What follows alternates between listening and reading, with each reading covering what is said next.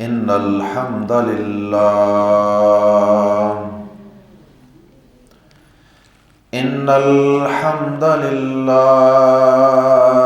نحمده ونستعينه ونستغفره ونعوذ بالله من شرور أنفسنا ومن سيئات أعمالنا إن الحمد لله نحمده ونستعينه ونستغفره ونعوذ بالله من شرور أنفسنا ومن سيئات أعمالنا من يهده الله فلا مضل له ومن يضلله فلا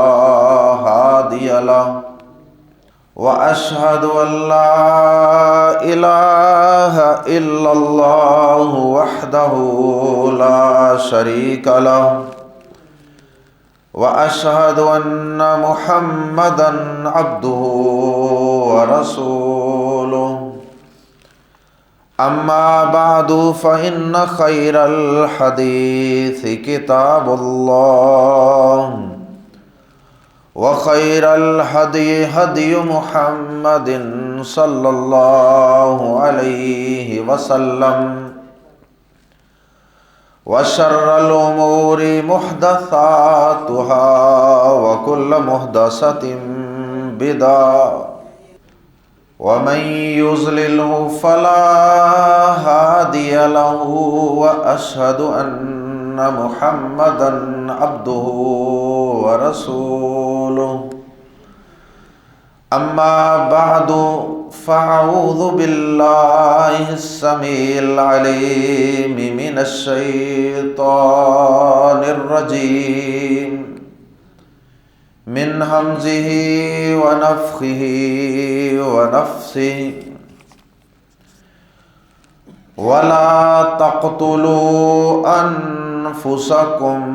إن الله كان بكم رحيما۔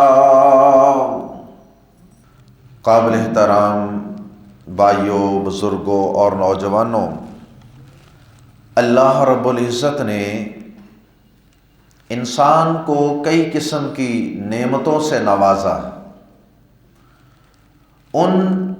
نعمتوں میں سے ایک نعمت انسان کی زندگی ہے،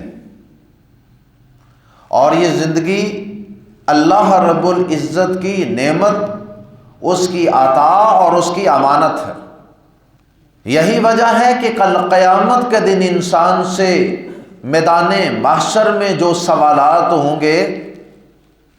جن سوالات میں جواب دیے بغیر اور کوالیفائی کیے بغیر کوئی انسان میدان محشر میں اپنا قدم بھی نہیں ہلا سکے گا، ان سوالوں میں سے ایک سوال یہ ہوگا، بتا تجھے زندگی دی تھی کہاں گزاری؟ اور پھر جوانی کے متعلق الگ سے سوال، بتا تجھے جوانی دی تھی، طاقت قوت عروج دیا تھا، بتا جوانی کن کاموں میں گما کر آیا ہے، کن کاموں میں کھپا کر آیا۔ تو ظاہر ہے کہ اگر اللہ پاک زندگی کے متعلق سوال کر رہے ہیں، جوانی کے متعلق سوال کر رہے ہیں کہ اس کا حساب دو، تو اس کا مطلب یہی ہے کہ یہ اللہ پاک کی بہت بڑی نعمت ہے، کیونکہ قرآن مجید کے اندر آتا ہے ثم لتسألن یومئذ عن النعیم، قیامت کے دن تم سے نعمتوں کے متعلق ضرور سوال ہوگا۔ تو زندگی اللہ پاک کی ایک بہت بڑی نعمت ہے، ایک بہت بڑی اس کی عطا ہے، اور پھر اس زندگی میں سے جوانی والا حصہ، یہ تو اللہ پاک کی بہت ہی بڑی نعمت اور عطا ہے، جس میں انسان پورے جوبن پہ ہوتا ہے، اس کی انرجی، قوت، طاقت، جذبات، ہر چیز اپنے عروج پر ہوتے ہیں، ہونا تو یہ چاہیے کہ انسان اپنی اس زندگی کو بامقصد بنائے، انسان اپنی اس جوانی کو اللہ کی عبادت میں کھپائے اور انسانوں کی فلاح و بہبود اور خدمت میں گزارے۔ لیکن بدقسمتی سے آج ہمارے بہت سے نام نہاد مسلمان، یا یوں کہہ لیجئے کہ بے عمل مسلمان، دین سے دور مسلمان، اور اسی طرح بطور خاص بے راہ روی کا شکار ہونے والے ہمارے نوجوان آج کثرت سے نظر آتے ہیں۔ بہت سے واقعات آئے روز ہمیں نظر آتے ہیں کہ جن میں ہمارے یہ دین سے دور مسلمان اور بے راہ روی کا خواہشات نفس کی دلدل میں پھنس جانے والے ہمارے نوجوان، وہ اپنی اس زندگی کا، اپنی اس جوانی کا اپنے ہی ہاتھوں خاتمہ کر لیتے، یعنی خودکشی کر لیتے۔ اور یہ خودکشی، سیوسائیڈ جسے کہتے ہیں کہ اپنے آپ کو خود ہی مار لینا، ختم کر لینا، یہ ایک کبیرہ گناہ ہے۔ یہ اللہ رب العزت کی نظر میں ایک کبیرہ گناہ ہے۔ پیارے نبی صلی اللہ علیہ وسلم کی احادیث میں اس کی بڑی شدید مذمت کی گئی ہے۔ اصل میں تو یہ کام تھا کافروں کا، جن کا مرنے کے بعد کی زندگی پر کوئی یقین اور ایمان نہیں تھا۔ کبھی صرف وہ خودکشیاں کیا کرتے تھے، کبھی صرف کافر خودکشیاں کیا کرتے تھے، جو اللہ کی رحمت سے مایوس ہیں، جو اللہ کی رحمت سے دور ہیں، جو سارا کچھ دنیا کے مال و دولت، دنیا کی چکا چوند ترقیوں کو ہی سمجھا کرتے تھے، کبھی وہ خودکشی کیا کرتے تھے۔ مسلمان خودکشی کرے، یہ تو بڑی معیوب سی چیز ہے۔ اگرچہ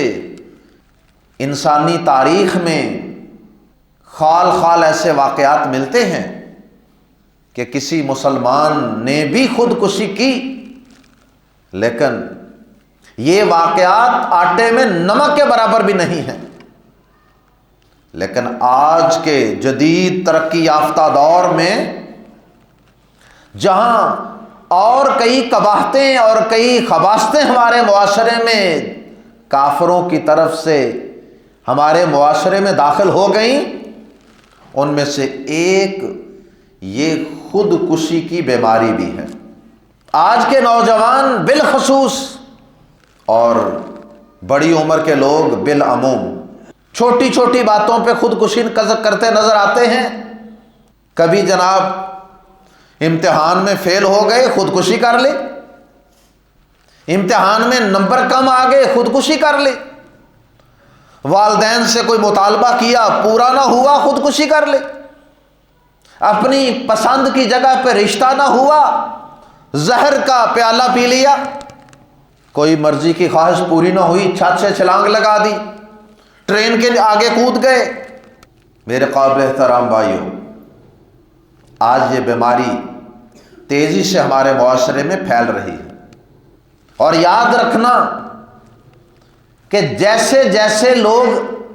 اللہ کے دین سے دور ہوتے چلے جائیں گے، ویسے ویسے خودکشی کی شرح میں اضافہ ہوتا چلا جائے۔ جیسے جیسے ہم دنیا کی دوڑ میں آگے بڑھتے چلے جائیں گے،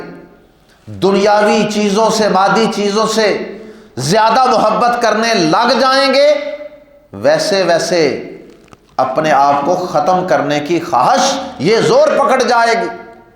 اللہ رب العزت نے سورہ نساء میں فرمایا، لا تقتلوا انفسکم، اپنے آپ کو قتل نہ کرو، ان اللہ کان بکم رحیما، بے شک اللہ جو تمہارا رب ہے، پروردگار ہے، وہ ہمیشہ سے تمہارے ساتھ بہت زیادہ رحیم ہے، تم پہ ہمیشہ سے ہی بڑا رحم کرنے والا۔ اس لیے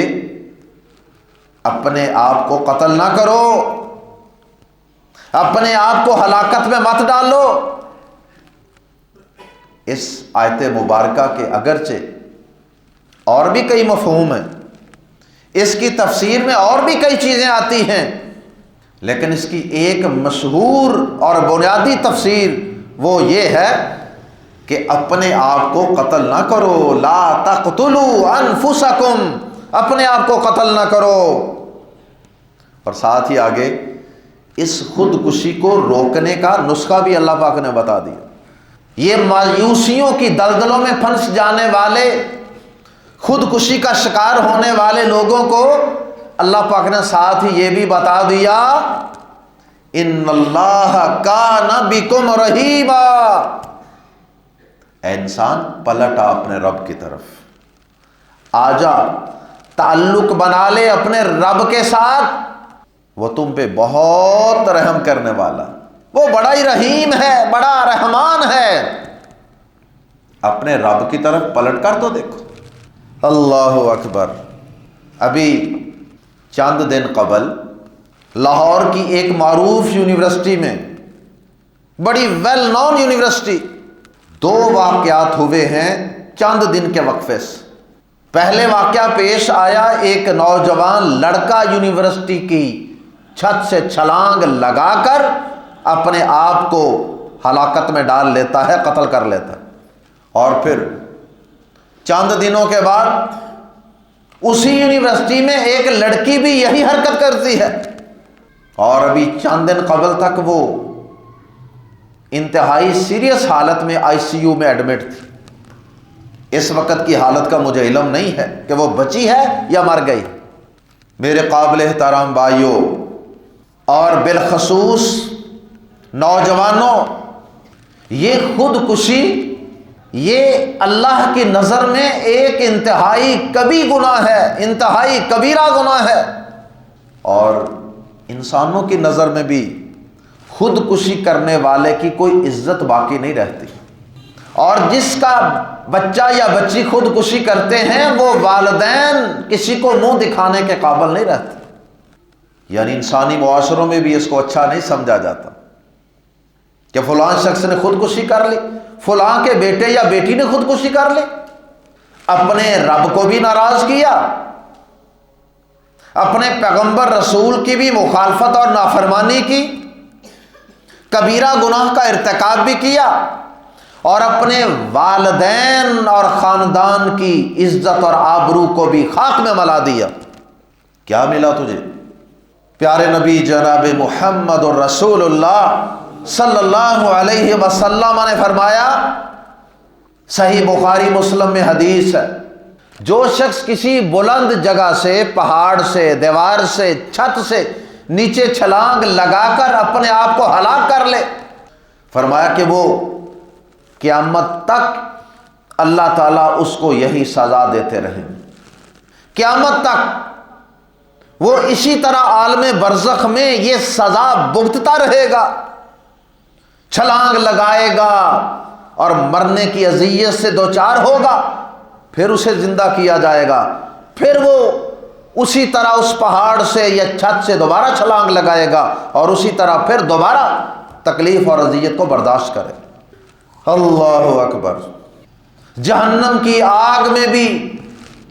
دوزخ میں اس شخص کو ہمیشہ ہمیشہ یہ سزا دی جائے گی کہ یہ اوپر سے چھلانگ لگائے گا اور پھر خودکشی کرے گا،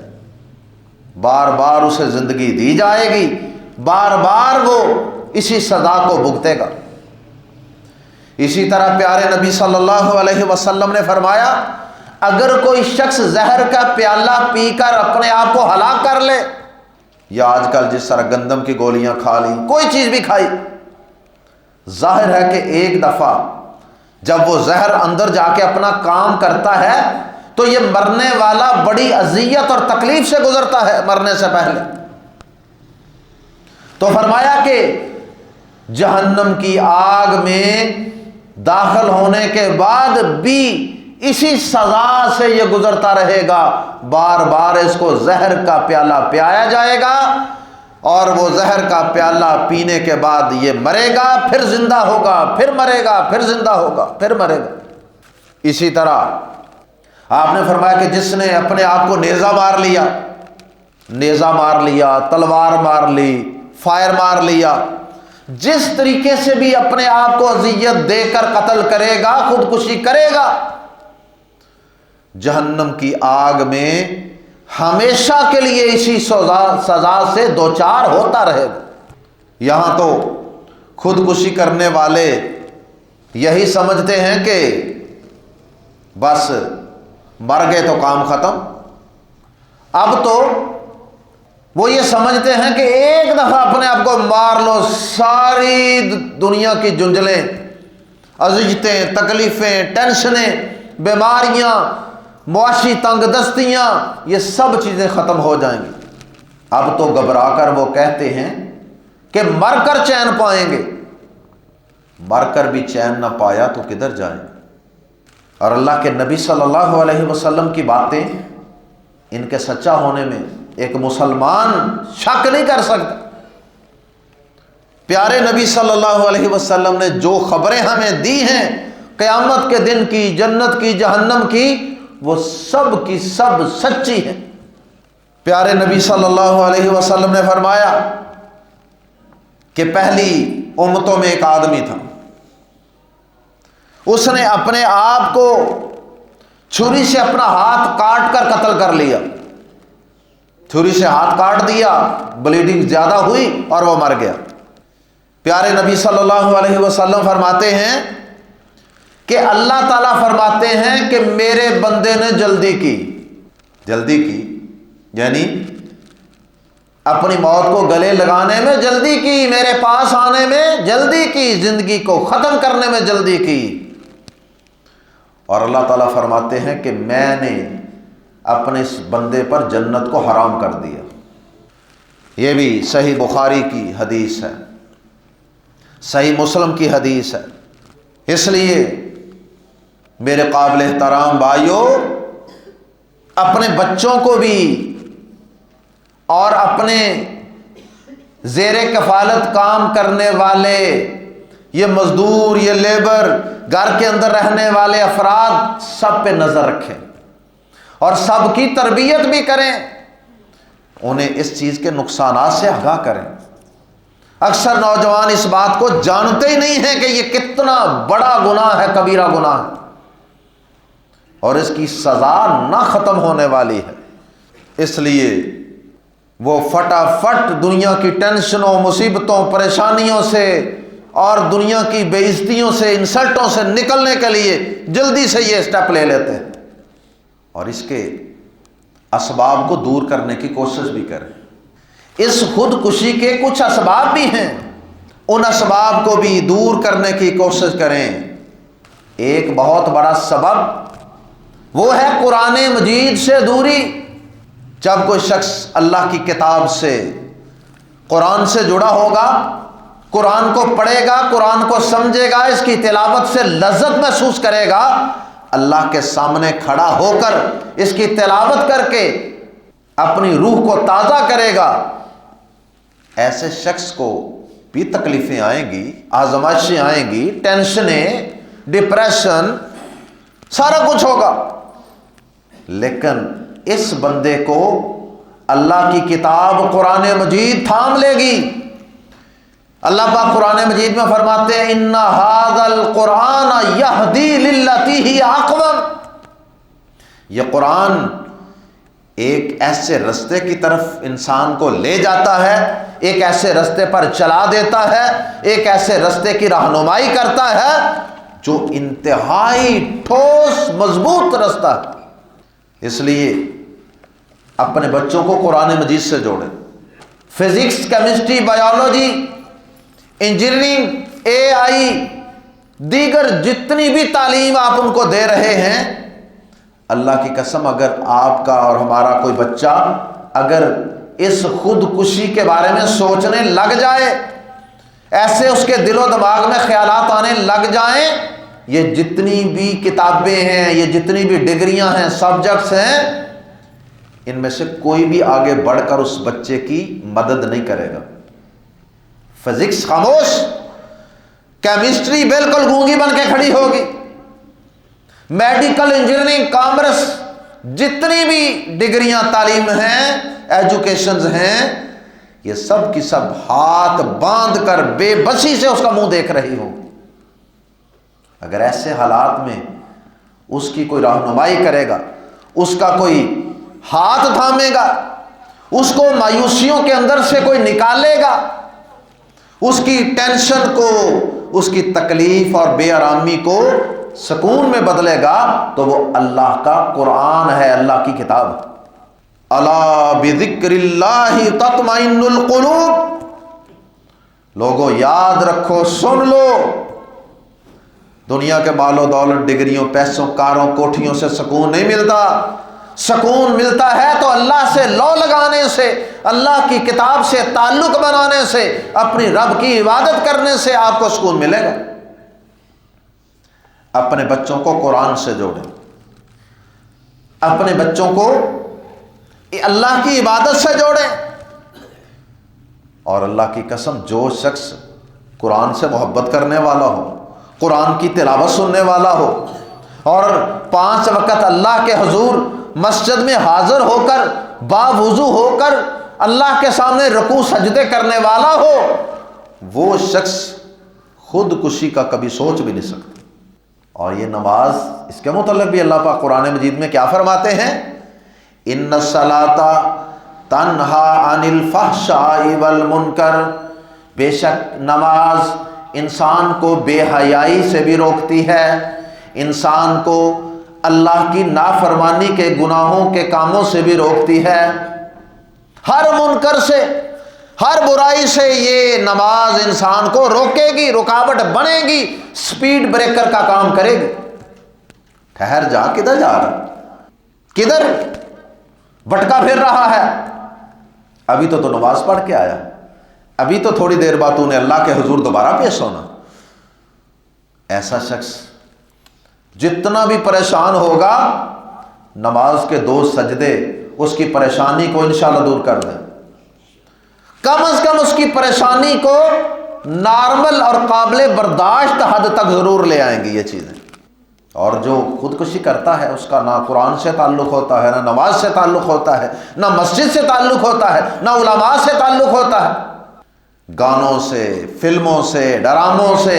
اور گندی دوستیاں۔ یہ کو ایجوکیشن بھی بہت بڑا سبب ہے ہماری نوجوان نسل کی تباہی اور بربادی کا اور خودکشی کرنے کا۔ مخلوط تعلیم، کافی سال پہلے ایک واقعہ ہوا، غالباً کراچی کے ایک تعلیمی ادارے میں، بڑا روشن خیال، برائٹ مائنڈڈ سکول، والدین بڑا کہتے ہیں کہ میرا بچہ بچی بڑے ماڈرن قسم کے سکول میں پڑھے، بڑی انگریزی بولے۔ انگریزی بولنا کوئی گناہ نہیں ہے، سکھائیں انگلش بھی اپنے بچوں کو، لیکن اس ادارے کا ماحول، اس پہ بھی نظر رکھیں، اپنے بچے کو کس نظام اور کس ماحول کے حوالے کر رہے ہیں۔ اس تعلیمی ادارے میں کو ایجوکیشن تھی، اور ایک لڑکا اور لڑکی، ظاہر فطری چیز ہے، جب لڑکا لڑکی اکٹھے رہیں گے، پڑھیں گے، روزانہ ایک دوسرے کو دیکھیں گے، وہ لڑکا لڑکی کے حسن کو دیکھے گا، اس کی زلفوں کو دیکھے گا،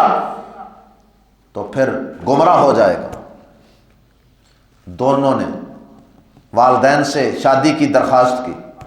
والدین نہیں مانے۔ پہلے والدین بھی مجرم ہیں، پہلے اولاد کو اس جہنم کی آگ میں دھکیلتے ہیں، خود چھوڑ کے آتے ہیں، اور جب وہ آگ ان کو جلسا کر رکھ دیتی ہے، راکھ بنا کر رکھ دیتی ہے، انہیں مٹی کا ایک ڈھیر بنا کر رکھ دیتی ہے، انہیں دیوانہ اور مجنون اور پاگل بنا کے رکھ دیتی ہے،